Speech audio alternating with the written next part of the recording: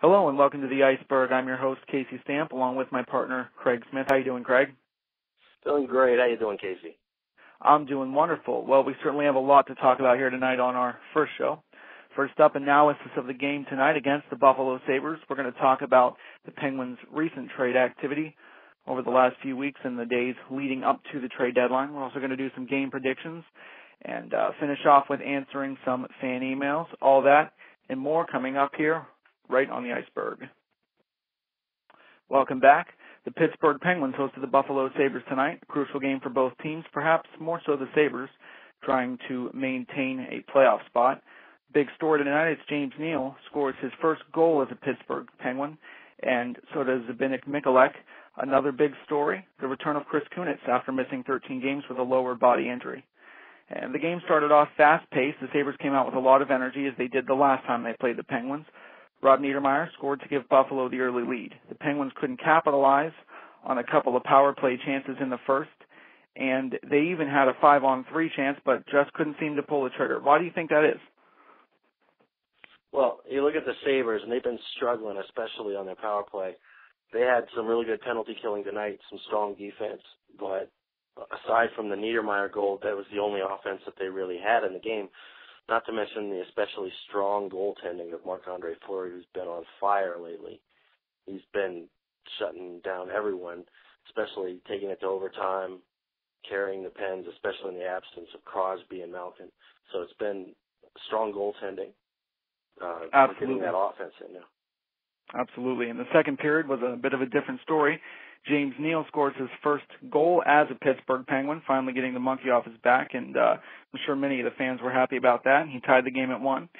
And it was just a little rebound off the pad of Ryan Miller, and Neal was able to scoop it in. And then again, a minute or two later, Zbynek Mikulek gets his first goal as a Penguin with the assist to who else but James Neal to give the Penguins a 2-1 advantage. And the last time Mikulek scored before tonight, he was a Phoenix Coyote, and a couple of power play chances for the Penguins in the second.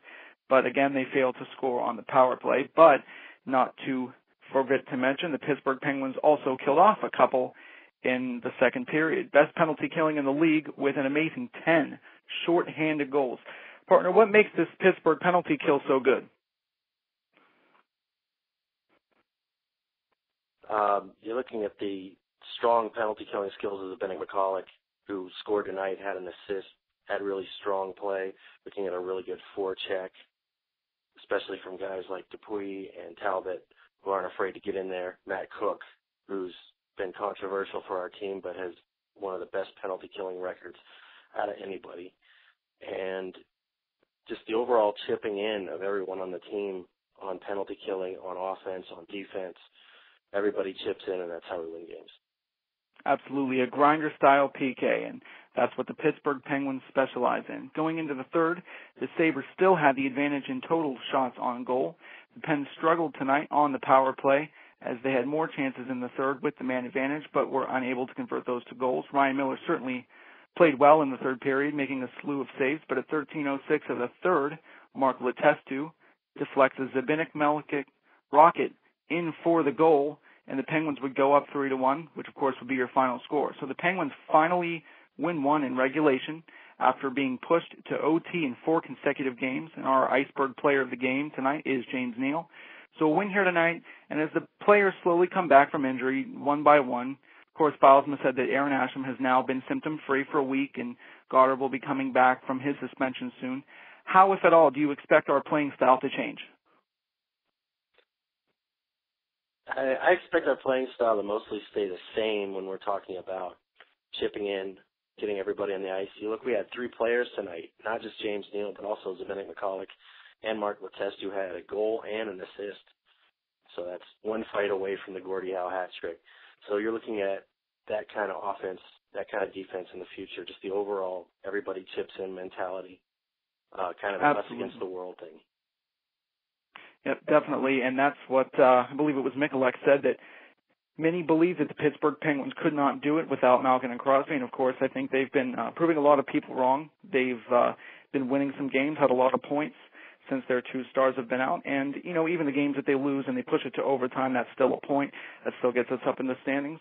Now, the Philadelphia Flyers defeated the Edmonton Oilers tonight by the score of 4-1. But had they lost, the Penguins would have been tied for first in the division, but they're still only 2 points back. What do you think they need to do to overtake Philly in the division by the end of the season? We need to step up our physical game quite a bit. I think you're going to need to see a lot more hits, and some of that is that we have Brooks Orpik is out with a finger injury, who's responsible for a lot of hits.